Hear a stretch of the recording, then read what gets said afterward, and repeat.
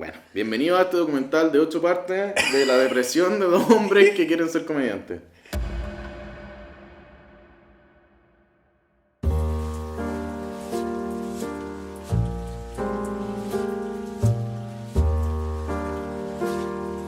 La verdad que estoy muy preocupado por toda esta dicotomía de rechazo a prueba.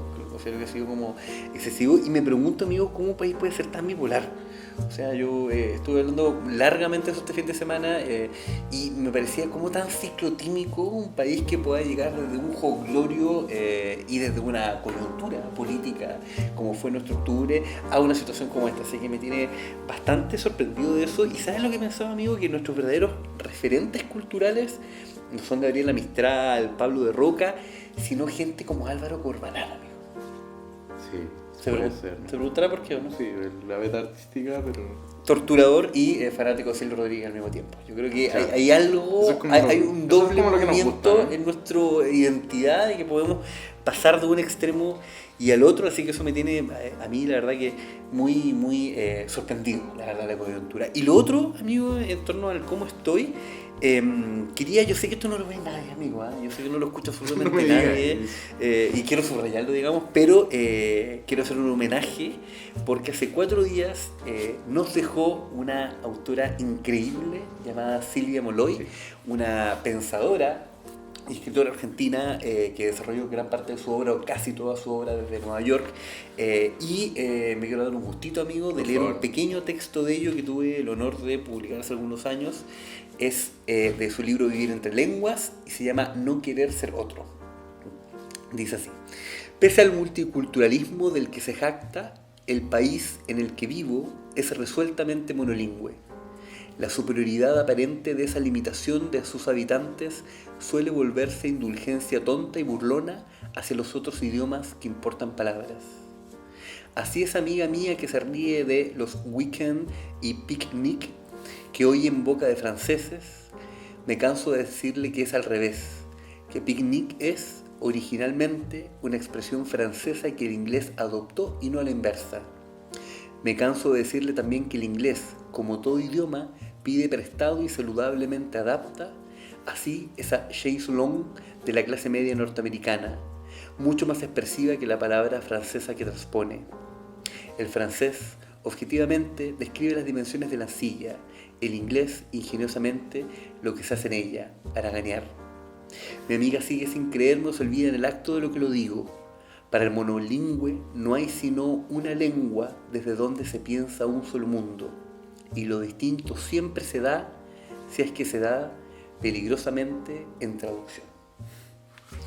Una genia, Silvia, que estaba atravesando una enfermedad hace mucho tiempo y nada, hace 4 días partió. Y nada, yo solamente me dio mucha pena enterarme y volví a leerla. Sí, gran pérdida para el mundo de las letras. Yo se lo dije fuera de cámara, amigo, creo que mi libro favorito de sus publicaciones. Oh, gracias. Una gran autoría, una lamentable pérdida. Pero queda, ¿no? Queda harto registro de ella, queda harta obra y eso la mantendrá viva. Y muy buena persona, además, muy enérgica, así que recordarla de esa manera es realmente, yo creo que necesario a estas personas tan bellas como pensadoras y como seres humanos, cosa que no se da casi nunca. Es muy difícil. Sí, ¿Y usted, amigo, cómo está? Cuente. Bien, ha sido una semana de harto aprendizaje personal, he descubierto cosas que no me han gustado de mí mismo y que quiero cambiar. Me he reencontrado con los videos de Eduardo Bombalet, Amigo, pero con la música de Violeta Parra. Ha sido una semana interesante, también me encontré con las estadísticas del programa. Ya. Hablando de estadísticas, gana el rechazo, ¿eh? De Hablemos de Langostas, pero da lo mismo porque es muy poquita gente. Yo me voy a tomar mi irrelevancia con dignidad, no como Oscar Andrade. O Cuchillo Aguirre, que qué bueno que cayó Cuchillo Aguirre. Por fin está cayendo. Igual yo digo, bueno, si no nos ve nadie, como que logramos hacer un programa de cultura. Ah, sí, Sí, ¿no? le diste la vuelta, sí. Sí, como Teleduc. Tal cual. Llegamos sí. al Tierra Adentro vibes. Tal cual. No, pero hablando en serio, yo creo que lo único que me preocupa, así como de la semana, debería preocuparme cosas bastante más importantes, pero es el debate público en torno a la palabra democracia. Está lleno de ese debate, ¿no? Cuando tenemos a los constituyentes de derecha diciendo, ya, bueno, pero si votamos esto, ya, pero igual y si no nos gustó, ¿qué hacen? Bueno, la democracia es un poco eso, ¿no? Como hoy día está muy en boga la idea de decir como que las elecciones y que lo que se decidió en algún momento del día se puede invalidar por la contingencia, o que hay un sector que no quedó representado en la urna, entonces Claro, hagamos todo tal de cual. nuevo. Yo creo que el debate constitucional abre una pregunta que no se había abierto en Chile hasta San Ramón, que es de cómo opera la democracia. Pasamos de ser un país donde lo que se decía en la urna se definía a rajatabla, excepto en la dictadura, a la posibilidad de que eso entre en cuestionamiento y estos procesos medio híbridos, ¿no? Donde parece que la elección popular tiene que contemplar a todos, y creo que esa es una idea muy errónea. Tal cual, estoy muy Y de hoy acuerdo. día está muy en boga, luego de la entrevista al presidente, el concepto de tiranía, ¿no? Muy mal usado. Oscar Andrade hablaba de la dictadura democrática. Creo que son reflexiones importantes en el fondo que van a quedar, gracias amigo por escucharme atentamente, que van a quedar y instalar luego incluso de la resolución de lo constitucional. Yo creo que se ha abierto una puerta que a mí me preocupaba que se abriera en el debate político chileno sobre el cuestionamiento de cómo funcionan las democracias. Perfecto, perfecto. Hoy un análisis muy sesudo esta semana. No quiero hablar de mí, eso es todo lo que quiero Yo decir. estaba pensando en qué momento se hace el remate del chiste del ¿Del cinturón y no no me llegó hubo, nunca. No lo hubo. No llegó el remate. Sí, no. Pero lo que sí llegó es la sección que a toda la gente le gusta, ¿no? La de los artículos, creo, porque revisamos la retención del programa y son como 6 minutos. Ya. Entonces como que la gente aparentemente escucha cómo estamos y el titular. Como bien Tal millennial cual. la cosa. Bien millennial la cosa. O Estamos sea, pensando en cambiar el orden y gritar los títulos de los libros al principio. Así como, hola, hablemos de la costa, este libro es bueno. Eso es porque usted sacó la sección de cine, digamos. Yo me arrepiento. Que yo quiero dejar en claro que Sí, a mí sí. se me vetó y yo ahora estoy haciendo clases de cine de nuevo por culpa de usted. Me hizo trabajar todos los martes de la noche.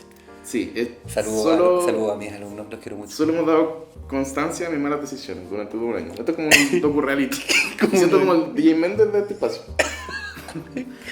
Oiga, pero ¿qué título nos trae esta semana? Esta semana traje un titular que me pareció divertidísimo. El Mercurio nuevamente. Esta sección se está como convirtiendo en Hablemos del Mercurio. Sí, no auspicia por si acaso el Mercurio, todo lo contrario. Pero igual es entretenido darle una vuelta al Mercurio porque es el diario que ha sido más obsceno en todo este proceso, ¿no? Sí, Canal 13, o sea, Canal 13 es un canal ya que deberían, digamos, considerarse vicioso, pero de base, digamos. El titular del Mercurio es: Ya panitas, ayudemos a nuestros abuelos, abuelas, padre o madre a cambiarse a pago online de su pensión para que pueda recibirlo en su cuenta RUT o bancaria. Más info acá. Dice un tuit publicado el 6 de mayo en la cuenta oficial del Ministerio del Trabajo y Previsión Social. Eso instaló un curioso debate nuevamente muy oscurantista. Ya, pero eso es un tuit, digamos, y el tuit me parece como bastante normal, ¿no? Digamos, o sea... Claro, a raíz de ese tuit publicado el 6 de mayo, apareció este titular el 11 de mayo del Mercurio que dice: Estamos en Chile, esto ya es demasiado, entre comillas, comillas. Uso de la palabra panitas en tuit oficial del Ministerio de Trabajo genera debate. ¿Me está weando, amigo? Es como el arte en redes amigo, sociales. Amigo, me está diciendo que hay gente que gana plata por haciendo esa nota. Sí, Puta, sí. que tan fácil. ¿Puedo dar el nombre de la persona que escribió esta nota? ¿La podemos funar en vivo, no? Claramente no nos escucha. No importa. Natacha Ramírez escribió esta nota el 11 de mayo y el Mercurio hizo una cosa muy curiosa. Llamó a un montón de lingüistas No. a revisar... Pero mira, Natacha Ramírez, no tienes ninguna ética periodística y ojalá tu carrera... No, mentira, no conozco. A lo mejor Natacha Ramírez está trabajando en un medio y necesita ganar dinero y a lo mejor ella no cree eso. Yo tengo amigues periodistas que los obligan a hacer ciertas notas, así que exculpemos a Natacha. La nota es muy extraña porque en el fondo lo que hace el Mercurio es llamar a una serie de académicos del mundo de la lingüística chilena a revisar el uso de la palabra panita y si es correcto o no. Ya, Le perfecto. suena como déjà vu de la semana pasada, ¿no? Me suena muy a déjà vu. ¿Qué es el arte? Llamemos a unos críticos de arte, Tal cual. de la PUC, Tal cual. para que nos digan si esta obra es arte o no es arte. Y me suena a que es un debate bastante ridículo. La palabra panita es una palabra totalmente interiorizada en nuestro lenguaje, digamos, popular y alude, ustedes saben, ¿no? Alude como al hígado de... No, pero no es lo mismo, pues sí. ¿No? O sea, están las panitas que se comen, pero no... No, te es una broma. De hecho, parte de los tweets que a mí me parecieron curiosos, yo dije, existe realmente esta gente, pero igual Twitter da parte. A ver, póngale. Mira, estos son algunos de los tweets que ardieron en las redes sociales luego del uso de la palabra panita. ¿Qué es eso de pana? Esa palabra es venezolana. Estamos en Chile. Oh, impresionante. Aquí tenéis otro. Estamos en Chile. Por favor, más respeto. Esto ya es demasiado. Casi 800.000 venezolanos legales viviendo en este país no se puede utilizar una palabra como pana. Andrés Bello, venezolano. Usen palabras que se entiendan acá. Pana es un pedazo de carne. Ahí tienes otro tuit. Podrían haber puesto... O sea, vos estás diciendo que yo soy como de rechazo. Eso tuit fue tu amigo. Ese fue mi respuesta, de hecho tu lugar todo retuiteo. Podrían haber puesto ya todos los longis. Sería más chileno, ¿no? Ese cualquiera. Sí, como que sí. Aparte alude a Longi, ese personaje de reality show, se me quedó el carne. Use términos chilenos como corresponde. Por ejemplo, chiquillos o amigos. Eso me pareció muy chistoso. Como está perro, perrín, guachis, pero panitas jamás. Son algunos de los numerosos mensajes que cuestionaron la publicación del Ministerio del Trabajo. No, a mí sinceramente me parece que cuando hay un ministerio intento de mejorar la comunicabilidad efectiva, digamos, mediante sus redes sociales, y tener este cuestionamiento, es decir, rechazo, perdón, me parece bastante ridículo, pero ¿sabes qué? Quiero linkear su noticia, mire, le traigo una contranota. De hecho, con Silvia andaba súper bien. Justamente, porque hay un artículo muy interesante en El Desconcierto, de una investigación, digamos, realizada por Ricardo Baeza Yates y Eduardo Graels Garrido. Ambos tienen como dos apellidos, lo que como que papás presentes. Lo que harta maternidad, harto papá y harto buen colegio acá. Acá hay harto buen colegio, acá hay piscina, hay leche chico. Una buena interesante. Gente nutridísima. Nosotros que no dimos solo pan, básicamente, ¿no? Ninguna lesión. Ni un hueso quebrado. Ni un hueso quebrado, hay gente buena. Pero dicho esto, es un reportaje muy muy interesante sobre un estudio que ellos hicieron de Twitter en torno a cómo operan los bots. Y básicamente lograron, haciendo un análisis mediante motores de búsqueda de inteligencia artificial, lograr que la estrategia que tiene la derecha del rechazo se basa básicamente en dos ejes. Uno, primero, tener mucha más participación de bots, y segundo, ser mucho más vehemente en las posturas contrarias. Es decir, perfecto. Toda esta como animadversión viene principalmente, digamos, de ese sector, en medio de los bots, que también hay del apruebo, que no tenía una lógica tan destructiva contra el rechazo, sino mucho más bien propositiva. Y segundo, lo que analizaban es que la estrategia que está desarrollando la derecha básicamente se basa en desestabilizar cualquier cosa y establecer falsas verdades de manera naturalizada como trending topics. Entonces acá vemos justamente que esa es la forma reactiva, en el fondo. Cualquier cosa, pegarle, golpear y machacar para que el voto bisagra termine, digamos, apoyando la Constitución escrita por Jaime Guzmán en la Comisión Artusa. Qué heavy, como que queda un poco la sensación como de que ya no hayan de qué colgarse, ¿no? Porque claro, el eje de este problema es que es un tuit del Ministerio, es un tuit ministerial en el fondo. No sería problemático si una figura pública, por ejemplo, lo hubiese usado. Y eso me hizo pensar con varias cosas. Yo la verdad voy a decir que el artículo me entretuvo muchísimo. Sí, el artículo es divertidísimo, porque aparecen efectivamente todos estos lingüistas de la PUC a decir si es o no correcto el uso de la palabra panita, buscan de dónde viene, ven que tiene relación efectivamente con varios países de América Latina. Hay una estadística muy chistosa que es que somos el 7º país que más las usa en América Latina. Poquito. Aparece de nuevo este relevo de, bueno, esto también tiene que ver con intención comunicacional de una institución. El uso de la palabra panita no es casual, tiene que ver con poder acercarse al público. Y destaqué en el fondo las palabras de un lingüista, y de hecho de otro que eché de menos, que me llamó la atención que no estuviera en el artículo, que es un lingüista muy famoso.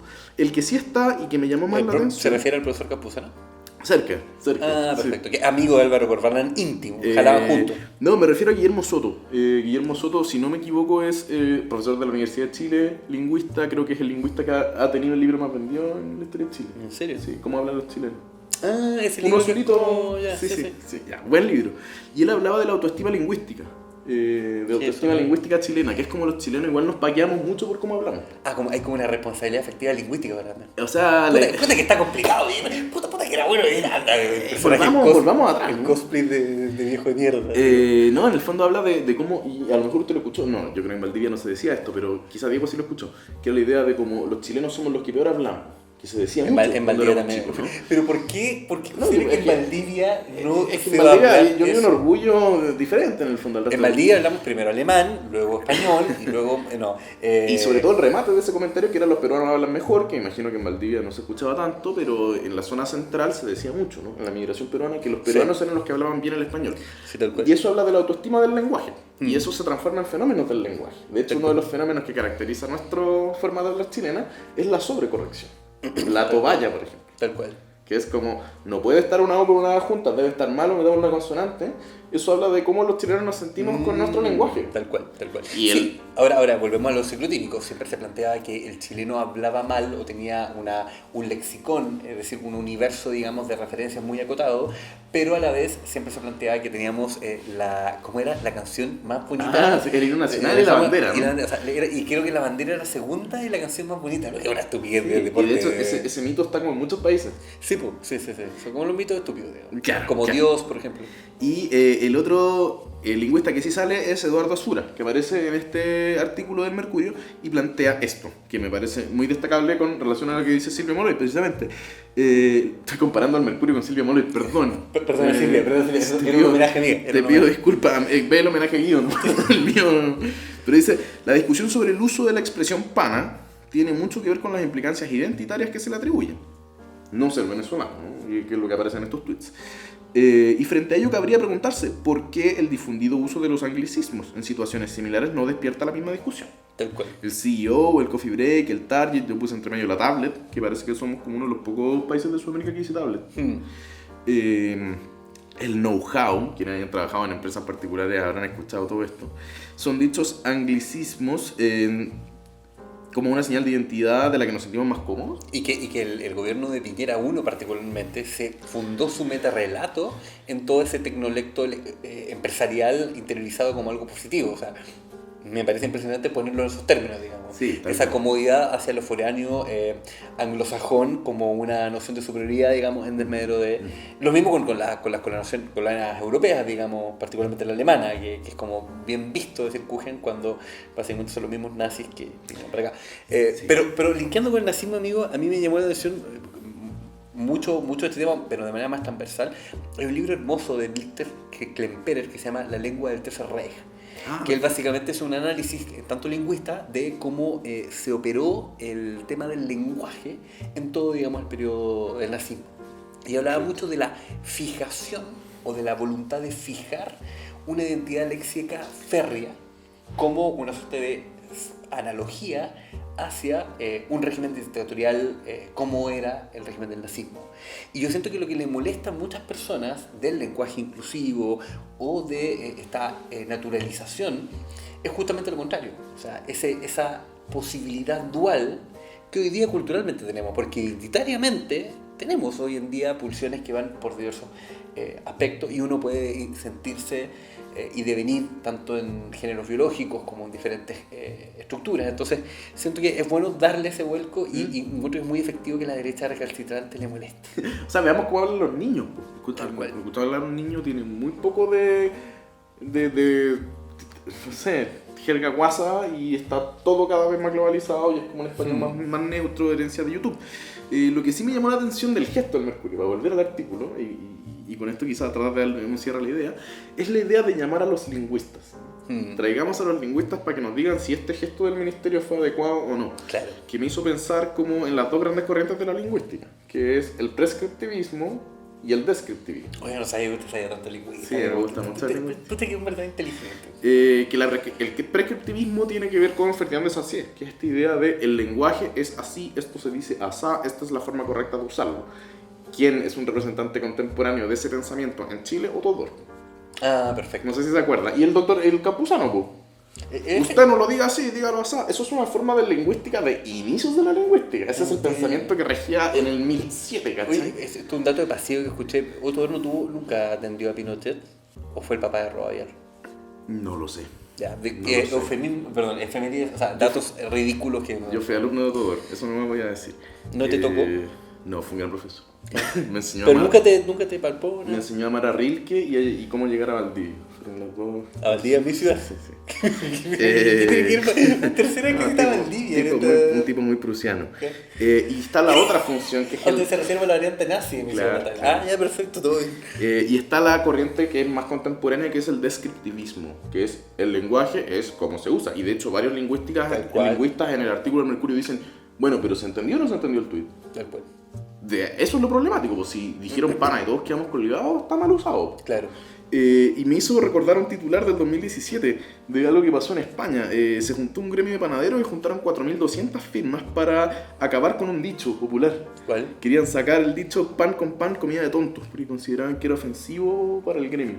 Yeah. Y la respuesta de la RAE es... Pero aquí hay una muestra clara, pan con pan, nosotros nos desayunamos toda la Pan vida pan con con pan, pan, terminamos así, digamos. Eh, Acá hay y- una muestra contraria que no... Y creo que lo importante es la respuesta de la RAE, que se aplica muy bien acá, que es nosotros no decimos cuáles son los dichos, ni los inventamos nosotros, Claro. sino que los recopilamos, ¿no? Claro, tal cual. No, me parece hermoso y gracias por ilustrarnos con las dos líneas, porque efectivamente yo creo Sí, que, sí. como diría Beckett, estamos en un momento de agotamiento, mire lo que voy a decir, sociocultural de la lengua. Eso planteaba él en Mira. periodo, digamos, posguerra, donde se reformula muchas, digamos, nociones del lenguaje y, no sé, yo creo que cada vez vamos a ir avanzando o transicionando, eso mismo, esa guay que se los jóvenes. Pero funcionó, se entendió. Se entendió. A un lenguaje mucho más cercano como hablábamos también. Yo quiero ver hasta dónde va a llegar el debate del Mercurio, hasta qué punto el oscurantismo... Te está obsesionado el Mercurio. Es que como que cada semana llevamos el debate más lejos. Ayer era qué se puede exhibir en la sala de arte, hoy día es qué se puede decir. En un tuit ministerial. Y no sé a qué vamos a llegar la próxima semana, cómo nos podemos vestir, quizás. Claro, por ejemplo, tipos de vestimenta Adecuada para el rechazo. Bueno, un artículo hace poco del pañuelo, cómo se usaba un pañuelo, no se acuerdan, que salió en prensa chilena. Wow. Muy criticado. Oye, independiente de que no vamos a cuestionar, digamos, el trabajo de Natacha, como para cerrar el artículo. No, está bien hecho. Está harto malo el periodismo chileno, está abajo. Yo me quiero creer tu tesis de que fue una solicitud. Fue una solicitud. Yo quería que no me funara, básicamente, amigo, Sí, yo por eso cambié lo No, yo creo que hizo todo lo que pudo. No tienes ninguna autoridad moral para escribir nunca. No, mentira. y está bueno el artículo, está entretenido. A ver, yo me entretuve. ¿Qué tal le gusta el Mercurio? Dime. Sí, igual sí. Vamos a la segunda sección. a la segunda ¿Hacemos un sección, cortecito? sí. Sí. Ya, perfecto. Voy a ver. Oye, qué buena lo que dijiste cuando me estás hablando ¿Del proyecto de eso? Sí, pues eso es como lingüística de 1700. Está increíble. Espera, déjame abrir acá porque está... Ya me voy a poner el cinturón. Bueno, mi primera recomendación, amigo, de esta semana es un libro que me leí de manera muy obsesiva, muy cautivador. El libro fluyó bastante rápido, en menos de 2 días ya me lo había leído, y es un cúmulo de cartas escritas por Karl Marx desde Argel en 1882, un libro editado y traducido de manera muy muy bella por Ángelo Narváez León, a quien le mando un saludo, y publicado por Nadar Ediciones, una interesantísima, bueno, siempre se me olvida, pero una interesante editorial de carácter anarquista. Y bueno, lo que me interesó mucho de este libro, primero, amigo, y debo confesarle que yo soy una persona muy muy apasionada por el género epistolar, me parece que es una excelente forma de ingresar de manera oblicua a ciertos pensadores que son tan cruciales, ¿no? para la historia de las ideas, básicamente. Y en este caso, primero lo que uno encuentra es un Marx mucho más humano.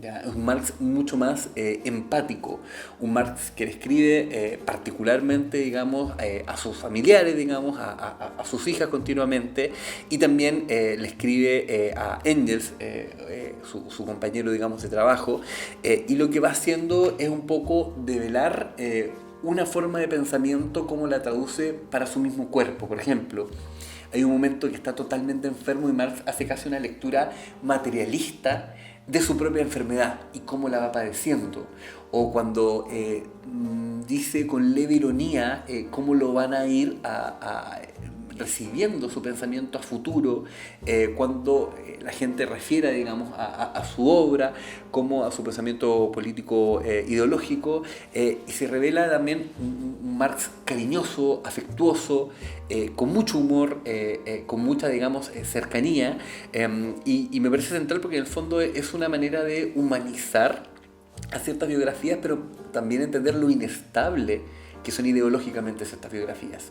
Y este libro logra a cabalidad eso. Es además un rescate muy importante porque estas cartas son de los últimos años de Karl Marx y son en un contexto, como le contaba, amigo, muy peculiar. Es decir, no tenemos al pensador quizá más importante de la historia reciente, al menos en la variante ideológico-económica, sino tenemos a un tipo enfermo, solo, bien triste, y que así va detallando, digamos, su biografía. Entonces realmente muy muy atractivo, muy hermosa la selección y excelente la edición también, así que muy recomendable. Acaba de salir creo que hace un mes, así que vayan a por Las cartas de Argel de Karl Marx. Y más allá de todos esos adjetivos que me cayeron como patas en la guata, los sentí muy personales. Pero amigo, me está hablando de... Pero ¿se dan No, cuenta el nivel de narcisismo de Fernando? Estoy hablando de Karl Marx, el Argel, y ustedes se ponen en el mismo nivel y... No te iba a preguntar, porque entrar a la hora de Karl Marx, ya vimos el año pasado el bochornoso debate de Jordan Peterson, que fue incapaz de leer el Capital y se leyó el manifiesto para sostener un debate. Claro, para alguien que quiere saber sobre Marx y de repente, claro, entrar al Capital es aridísimo, entrar al manifiesto te puede dejar con gusto a poco, de repente puede ser una buena forma de acercarse, ¿no?, a Karl Marx. No, la verdad es que no, para serle súper sincero, porque en el fondo la aridez del pensamiento, digamos, marxiano o marxista está por otro lado. La gracia que tiene justamente este libro, que recorre o registra otra sensibilidad, que es la sensibilidad... como que te puedes quedar con una imagen muy diferente de Karl Marx. Tal cual, y es una sensibilidad biográfica íntima, y sobre todo cómo se va procesando, quizá un poco, o atisbando lo que iba a ser para Marx la cristalización futura de su pensamiento. Entonces, es un libro, yo creo que idóneo para todos los lectores de Marx, así que lo leen como la Biblia. Perfecto. Para todos esos dogmáticos, para toda esa línea del PC que aún es homófoba, mentira, bueno, también para ella, para toda esa gente, muy importante Solo para entendidos, como dicen en el persa, ¿no? Tal cual, y no me refería a usted, amigo, con No, estoy bromeando. Yo voy con mi recomendación. Fíjate que estas 2 semanas entré en varias lecturas y todas han sido tremendamente satisfactorias. Como que hay que estar cuando tenéis como esa buena racha. Esa buena racha. Y me mandé 2 lecturas nacionales, 2 novedades, y las 2 me han gustado muchísimo. Voy a partir con la primera, que es el autor de moda, yo creo, este año, que es Rodrigo Fluxá. Y su libro Gente Común, una historia oral de la Blondie, editado por Catalonia con Universidad Diego Portales. Rodrigo Fluxá, para quien no lo conozca, quizá han visto 48 días de oscuridad, la famosa serie de Netflix sobre el caso de Viviana Heger, que está basado en su libro Usted sabe quién, que fue lanzado, si no me equivoco, hace buenos años ya, en 2018. Antes había escrito sobre Daniel Zamudio, tenía su libro Crónica Roja, y todo lo que hacía Rodrigo Fluxá terminaba de una u otra forma en series. El perfil de Nicolás López, Rodrigo Fluxá también, un autor quizá de los más importantes del periodismo chileno en el último tiempo, ganador del premio de la Universidad Alberto Hurtado en reiteradas ocasiones. Luego del libro de Viviana Heger y de una buena racha de libros de Crónica Roja, porque Rodrigo Fluxá parte como periodista deportivo y luego se dedica a la Crónica Roja, dice: yo no voy a escribir un libro de crimen de nuevo. Ante eso, porque yo en mi mente decía, bueno, está el caso Ámbar, está Fernanda Maciel, que Fluxá nos podría ofrecer algo muy interesante en torno a eso, quedé muy anonadado y muy expectante de qué era lo que venía de la pluma de Rodrigo Fluxá. Se sabía que estaba escribiendo un libro y salió Gente Común, que cuenta la historia de la discoteca Blondie, en paralelo un poco de la discoteca Carrera, que fueron como quizá los 2 puntos centrales del Santiago de los 90-2000 de la escena alternativa, a través de múltiples voces en un relato coral donde podemos encontrarnos con Javier Amena, con Rodolfo Carter, con, bueno, los DJs de Blondie, aparece Lucibel, aparecen muchos asistentes habituales de la discoteca a contar diversos momentos de la historia de la discoteca, pero también de la historia de un país. Finalmente, lo que hace un poco Rodrigo Fluxá es retratar a través de los locales nocturnos de Santiago la historia de una década donde todavía se podía ver mucha represión desde un público que no era cualquier público. El público al que apela Blondie era la gente más del mundo alternativo, el mundo gótico. Aparece mucho la homosexualidad en torno, por ejemplo, a todo lo que ocurría en Blondie con la banda Placebo, que es como aparentemente un fetiche nacional, como que acá somos muy consumidores de Placebo, y te muestran cómo este espacio fue abriendo un poquito la puerta a discursos que luego de la dictadura estaban muy muy oprimidos todavía. En la transición a la democracia todavía se normalizaba mucho la violencia contra estos sectores, y también hace un relato muy interesante sobre cómo la música une a las clases sociales. Yo creo que ese es un relato muy bonito, que es como una segunda lectura de que Blondie en el fondo, que está ubicada hasta el día de hoy en Unión Latinoamericana, unía de una u otra forma desde la música y desde la escena alternativa a 2 Chiles. Mire. Y vemos cómo este hito logra evolucionar en el tiempo hasta lo que es hoy, donde uno se puede quedar con la conclusión de que ya no es lo mismo, pero nos permite ver toda esa transformación. Y también a través de un relato familiar, porque Blondie, el dueño de Blondie, es el padre del administrador, y su otro hijo es el administrador del Carrera. Entonces nos ponen una dinámica familiar muy entretenida de un padre muy desaprobador que hace competir a estos dos hijos por ser la discoteca alternativa más importante de Santiago. Qué padre de mierda. Sí, sí, básicamente sí, pero accedemos también a ese relato familiar. Entonces es un libro que se lee muchas claves, es un libro que tiene el frenetismo de una pista de baile, se lee muy muy rápido, muy entretenido, y bueno, quedo muy contento con Fluxá, de hecho. Me alegro de verlo en otro registro y atentos a lo que venga, pero mientras tanto yo sí recomiendo caerle a este libro Gente Común, que habla de la Blondie y de muchas más cosas que ocurrieron transversalmente a esta idea. Sí. Yo quería aprovechar, porque estoy con muchas ganas de que me llegue pronto ese libro, de decir que, claro, efectivamente el periodismo está en un mal momento, pero los buenos periodistas como Fluxá se pasan a los libros. Qué paqueado, amigo. Qué paqueado, no quiero después. Se acabó la peguita en arte y letra. Sí, ¿qué peguita tenía en arte y letra? Ni leo esa mierda. De hecho, yo no leo el Mercurio hace años. ¿Sí? Años. Pero hay posturas de que dicen que hay que leer a la gente que piensa distinto a uno, ¿no le parece? Sí, pero no, ¿para qué? No, y aparte hay poco tiempo. No lloré, ¿no? Sí, para eso leo el Clarín, eso es lo medio de derecha que... Para eso leo Condorito. Para que leo Ñ y Clarín, eso lo leo todos los fines de semana. Pero eso, dejo la recomendación de Gente Común, una historia oral de la Blondie de Rodrigo Fluxá, publicado este año. ¿Qué trajo usted, amigo, en su segunda recomendación? En mi segunda recomendación yo traje Hija Ilustre de Bernardita Olmedo, más conocida por su faceta como dibujante, esta es su ópera prima, digamos, literaria. Ella es una dibujante que tiene una página de Instagram llamada Soy Bruta, es muy famosa en esa red social, digamos, no como nosotros.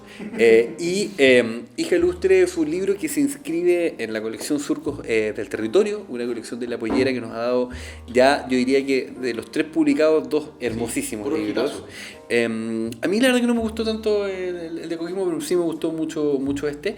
Y este alude a un pequeño poblado llamado Purén. Y tiene primero la estilística de Bernardita es bastante arriesgada. Son estampas mínimas, muy poéticas, tendientes a hilvanar o bocetar un relato sin desarrollarlo o profundizarlo mucho.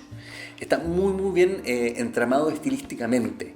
Tiene esta cosa como de sensación o casi sinestésica, sus pequeñas entradas, y insiste mucho en lo mínimo, en la brevedad, en la reiteración, etc. En ese sentido me recordó mucho a este libro de Camila Kuhn, por ejemplo, publicado hace algunos años atrás, digamos, como toda esta estructuración desde una fragilidad muy particular y que ya me pareció un premio total, digamos, del libro. Y lo segundo que me fascinó es que ella, en vez de referir a su territorio natal de una manera tan como complaciente, ella habla desde la persona que se fue y no quiere volver.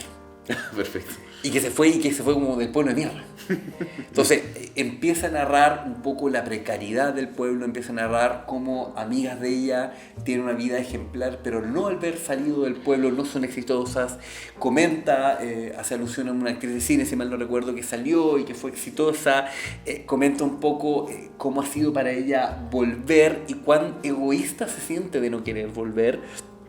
Y da cuenta también de la fricción entre la colonización que hubo, digamos, en el sur de Chile por parte de alemanes, libaneses, etcétera, contra los pueblos mapuche. Entonces realmente da cuenta de esa fricción de una manera muy brillante.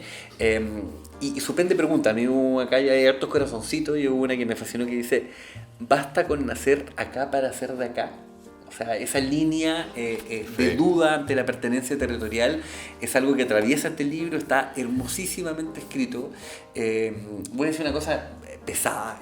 ¿Cuánto ganaría o cuánto gana la narrativa chilena cuando en vez de toda esa narrativa de taller, ¿no? Esa narrativa fofa, bien escrita, con vibes a la nueva narrativa chilena de los 90 y tan ridícula esa narrativa que sigue produciendo, ingresan autores como esta, como autores que vienen...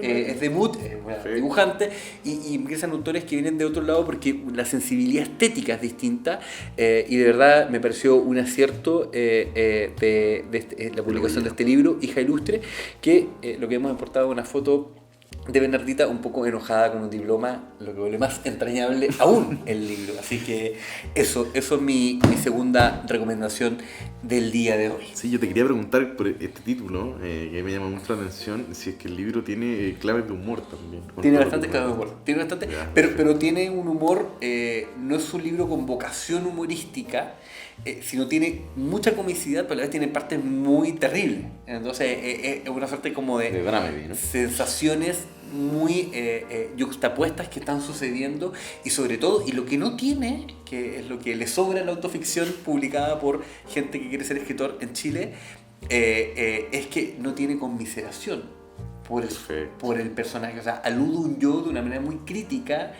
y no de, hola, me llamo tanto, y voy a contarle. No cae en esa estupidez, sino todo lo contrario. Así que nada, realmente me pareció una revelación este libro. Buenísimo. Novedad de la pollera, entonces, disponible en Scorpion.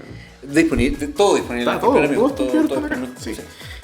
Yo voy con mi última recomendación de hoy día. Estamos en el Scorpion grabando esto. Sí, de hecho. Es un libro que me fascinó. Yo llegué a esta librería gritando, libro del año. Tal cual. Me detuvo en Seguridad Ciudadana. Exacto, justamente. Que es Andrea Cotto, Fronteras de lo Real, publicado por Weathers. Es la penúltima publicación de Weathers, acaba de salir una nueva, pero muy muy reciente, a eso voy. Que es una colección de ensayos en torno al psicoanálisis, en torno a la enfermedad, y todo esto entrecruzado por la literatura. Sí, este es el tercer libro de Andrea Cotto. Creo que tiene uno que no está publicado en español, que está publicado en alemán. Luego del exitoso Escribir y Tachar, que escribió junto a Ana Traverso en 2020 para Overol. Acá tenemos a una Andrea Cotto que, claro, desde este triángulo nos permite acceder, que es el triángulo de enfermedad, literatura, psicoanálisis, un poco a su diario de lectura. Ella también como estudiosa de la filosofía de la salud, que es una tendencia, no sé si te has fijado, que ha vuelto mucho el pensamiento. Luego del libro de Diana Urenqui, por ejemplo, como que ha vuelto mucho a repensar, que me parece muy saludable. Mira, se me salió la palabra que no se debería haber salido. Volver a pensar un poco en la idea de salud, y ella lo hace en estos que son 5 ensayos desde el eje enfermedad, psicoanálisis, deseo, secreto y duelo. Debo decir que pasa con estos libros como el de Andrea Cotto, que te abren la puerta a seguir leyendo muchas cosas, ¿no? Aparecen autores connotados y populares como Amélie Nothomb, aparece mucho Roland Barthes, obviamente la figura de Lacan y Freud entrecruzada en todo el libro, pero tenemos algunas cosas menos populares. Aparece, por ejemplo, una novela de Juan Marcé. Abrimos con Silvia Molloy, con su libro sobre el Alzheimer. Y respecto al duelo también, no me acuerdo quién cita, pero a lo que voy es que son autorías bien variadas. No se mueve solo en el mundo de lo académico, sino que nos permite desde la novela, muchas veces, o desde libros más de consumo popular, acceder a estas reflexiones sobre la salud de la enfermedad. Yo creo que es un libro que viene bien ante esta ola del pensamiento sobre la salud. Se acaba de republicar Susan Sontag hace poco, que también funciona en esa clave. Y es una lectura que, pese a ser muy académica, vuelve mucho a Hamlet también. Mira, interesante. Sí, vuelve mucho a Hamlet y a la idea de hacerse el loco y la locura. También eso lo entrecruza con el Quijote. Aparece Kafka, aparece Carrer, Siri Husband. Creo que, pese a ser un libro muy contundente, de ideas muy complejas, o sea, hay ideas lacanianas profundas, hay psicoanálisis puro y duro, es un libro súper ameno, que cualquier persona que esté interesada en estos 3 temas puede acceder a él y salir además con una guía de lectura, que a mí me hizo concluir que quiero leer todo lo que siga escribiendo y leyendo Andrea Cotto de ahora en adelante. Creo que es una de las autorías interesantes que hay hoy día en Chile. Gran novedad de Weathers, Fronteras de lo Real, con esta preciosa portada. Así que yo lo recomiendo. De hecho, hasta ahora mi lectura favorita la es. Con eso digo todo. Genial. Estamos ya en el tiempo ya como para cerrar. Sí, julio ya estamos diciendo lo del año, ¿no? Sí. No, digo, me refiero con el tiempo para cerrar el programa. Sí, tenemos el cierre del programa. Ha costado mucho rellenar la sección de Peri. Me da un poco de vergüenza decirlo. Sí, yo impronunciable esa persona. Ante la vuelta de lo material, la vuelta de los objetos, porque no sé si supo que el CD ha vuelto a vender muchísimo. Yo nunca he dejado de comprar CD. Sí, volvió el CD, luego el vinilo, como que todo se estaba volviendo material. Usted trajo a Mar, yo dije, fetichemos la mercancía. Me encontré con un objeto que es una impresora portátil. Yeah. Y dije, mira qué curioso, ¿y para qué puede servir esto? Y yo decía, mira, quizá puede funcionar en clave, por ejemplo, para que repensemos las nudes. Ya, no quiero ser parte de esta sección. Por ejemplo, yo te puedo imprimir Minute, que ya es una wea cool. Tú la puedes tener de marcar el libro. Las opiniones vertidas por Fernando Almozada no representan la opinión de todo este podcast. Ya te voy a mostrar cómo funciona. Voy a imprimir una nota.